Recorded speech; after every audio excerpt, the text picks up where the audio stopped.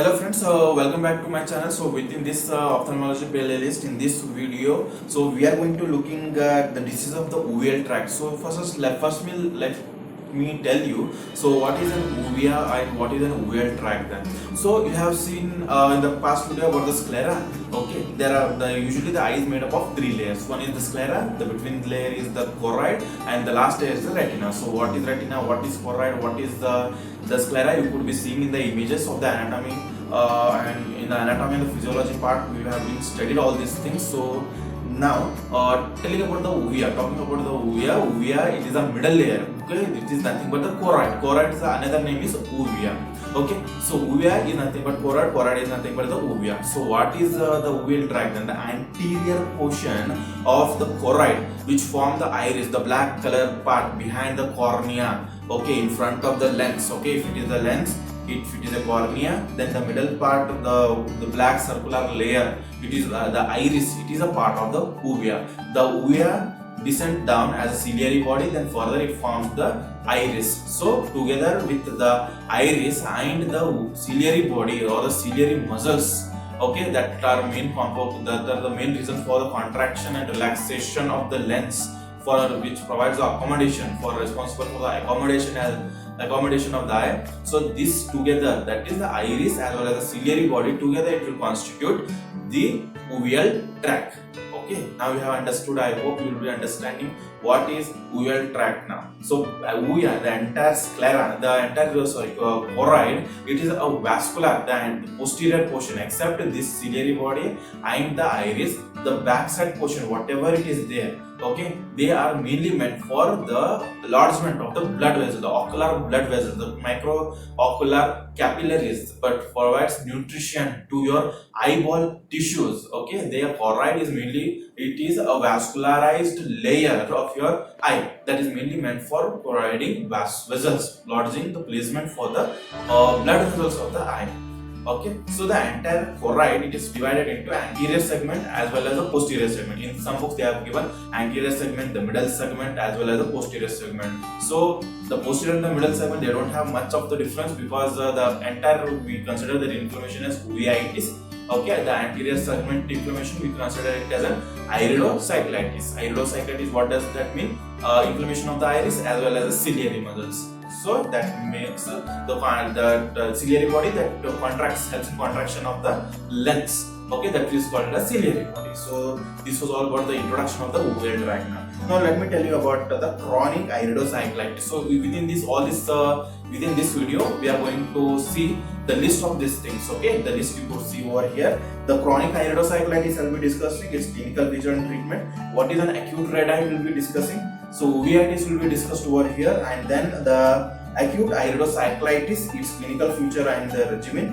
What is phthisis bulbi, and next comes will be the occlusive and the seclusive papillae, evisceration and the nuclei and enucleation definition, and both of their indication will be discussing within this video. So starting with the chronic iridocyclitis. So chronic iridocyclitis or acute iridocyclitis, both of these things has only one common difference, that chronic is a slow progressive iridocyclitis, means it starts with slow progression, 1 day, 2 day, 3 day, 4 day, after 1 month, 2 months, then after the inoculation of the etiological agent, maybe a bacteria, maybe a virus, maybe a surgery, or maybe a radiation injury, okay, anything that leads, or diabetes is there, hypertension is there, and even underlying rheumatic disease is there. Okay, this all may be the condition. So this all may be the reasons for formation of the inflammation of the iris as well as ciliary body, which together in nutshell it is called as anterior uveitis or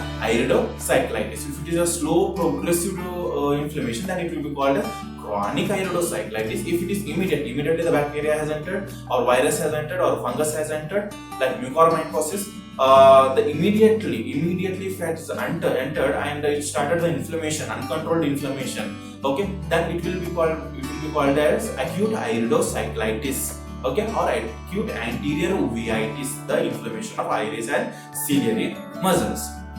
So again, the clinical feature, it will be the painful. Whenever the inflammation starts within your eye, there is a redness of the eye. The eyes become red in color. It becomes painful. Okay, it becomes swollen. The underlying because of the inflammation and the edema fluid get accumulated. Okay, hypopyon could be seen. If the hypopyon, I already told you, hypopyon is the accumulation of the WBC cells in the anterior chamber. That is the region between the cornea. Okay, this is the cornea, curved shaped cornea, and the iris is there. Okay, you could see the iris, and here the iris is there, and between these things the WBC gets start lodging. That is called as hypopyon. Whenever the inflammation of this iris happens, iridocyclitis happens, that the WBC, the inflammatory cell start rushing into the anterior chamber towards the iris, and they get lodged within the anterior chamber. This thing is called as hypopyon, which you could see during the eye ocular examination directly by the naked eye. Okay, so coming with the irido, so it was all about the iridocyclitis, friends. So how do you treat again? If the cause is because of the infection, because of bacteria or virus, go for acyclovir and other antiviral drugs, eye drops. And the fungal infection, antifungal like ketoconazole can be used, or fluconazole eye drops can be used. Ointments are available. Antibacterial, again the cephaloxazine is available. And if it is to reduce the inflammation, to go for the prednisolone or other corticosteroids like dexamethasone. Eye drops are very much available. Next comes with the acute red eye. So now we'll be discussing with the acute red eye. So what is an acute red eye? The same thing again. There is no much big complicated thing. Acute red eye. What if we split the word acute red eye? Acute means immediate in onset. Red means red in color. Eye, the eyes become red, so that is called a red eye. This is the common sense thing. Okay, so acute red eye, whenever conjunctivitis happen, the eyes become red. The white color part, whatever you see, it turns red in color. So when it will be happening, it is a sign of redness, is a sign of inflammation. So whenever inflammation of conjunctivitis, inflammation of cornea, keratitis, okay, inflammation of the scleritis, inflammation of this meibomian gland, or even the eyelid, phlebitis. Okay, so whenever all this kind of thing happen, whenever the inflammation of the eye is happening, so at that time it will be the eye turns red, and that condition is called as red eye. If it is immediate in onset, immediately the inoculation of the foreign body, or there is a reaction, antigen and immune system reaction is going on within our eye, the eyes turn red. Okay, at that time we call it as an acute red eye. So what will be the differential diagnosis? What does we may indicate? It may indicate something happening like glaucoma is there, even the red eye will come. Even endophthalmitis, within the vitreous there is some infection is there, it cannot be been treated inside the eye by the drops, by using the drops of the antibiotics and the anti-inflammatory are being used, right? Still it is not been treated. So it may be the it may show, the acute red eye may show that reaction, endophthalmitis reaction, or it may be because of a subconjunctival hemorrhage beneath the conjunctiva. Sclera is there, beneath the sclera there is choroid. If there is any subconjunctival trauma, because of the trauma, because of the hypertension, the blood vessels has been ruptured. The rupturing of the blood vessels within your eye may lead to the red eye, the acute red eye immediately. Okay, so this was about the acute red eye. So next comes with the uveitis. So what is an uveitis then? So uveitis again refers to the anterior thing which we call as the anterior uvea, which consists of the iris as well as the ciliary body.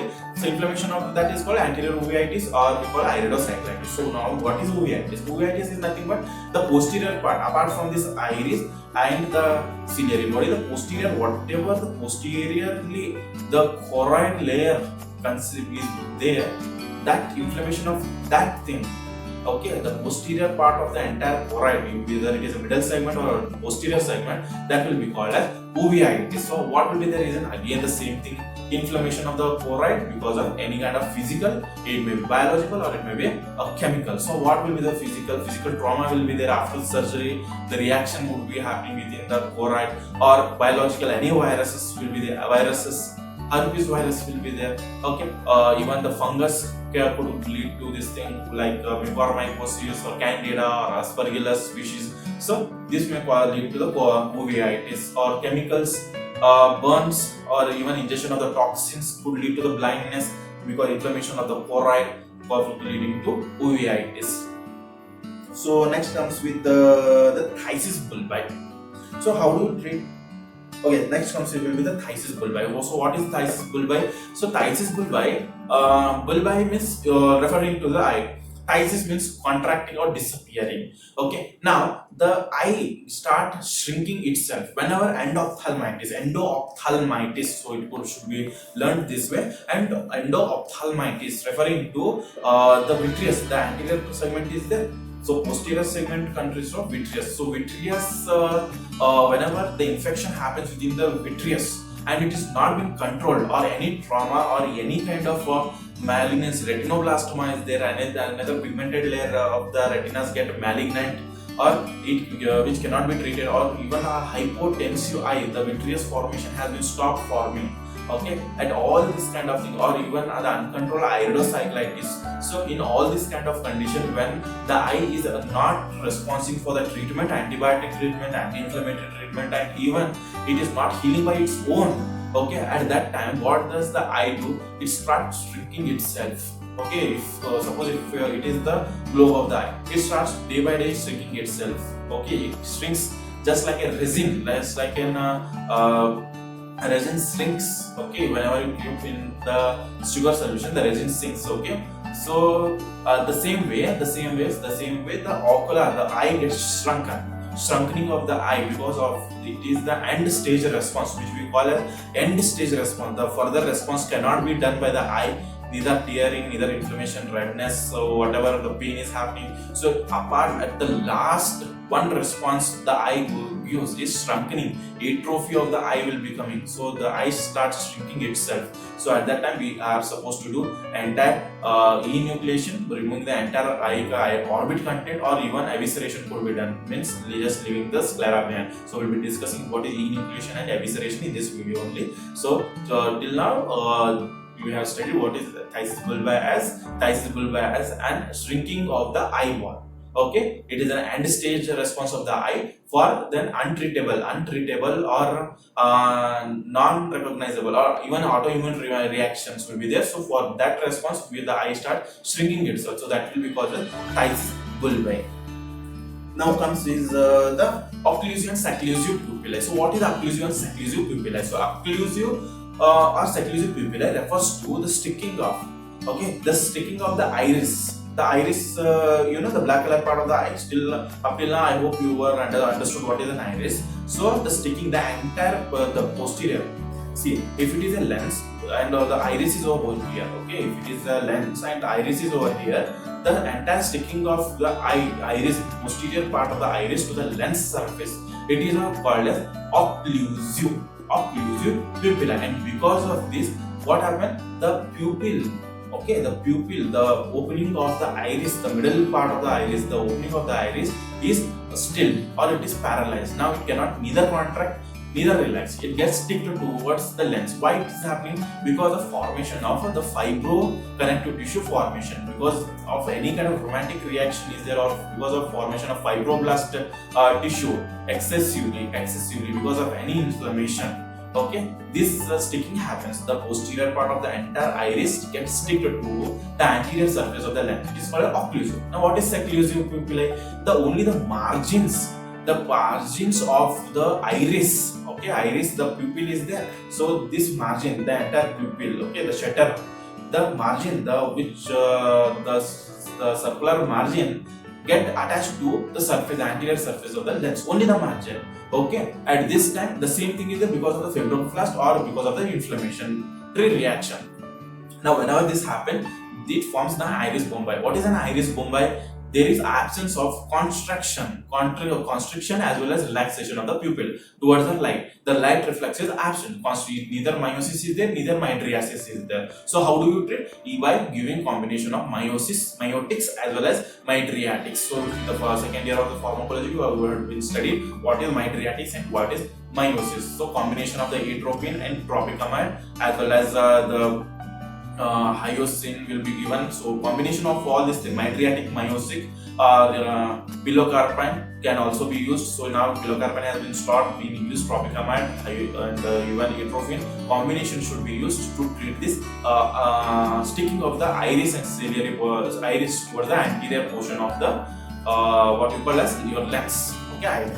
So next comes the evisceration and enucleation. Evisceration. So what is evisceration? Evisceration refers to removal of your eye contact. The white part of the eye is left, the cornea, the black color part, the iris, the lens, the underlying the retina and the choroid, the entirely it has been extracted. Okay, it will be extracted from the eye orbit. So this procedure is called as an evisceration. So why we are doing the evisceration? Whenever there is an untreatable endophthalmitis, means endo-ophthalmitis, inflammation is there which cannot be controlled, it is not coming in control, or if there is a retinoblastoma, like a malignancy of the retina is there, or any kind of irreversible damage, with the damage like trauma, road accident is there, okay, any kind of incidents wherein which the ophthalmologist cannot treat the eye, make the eye make the eye surgically repaired.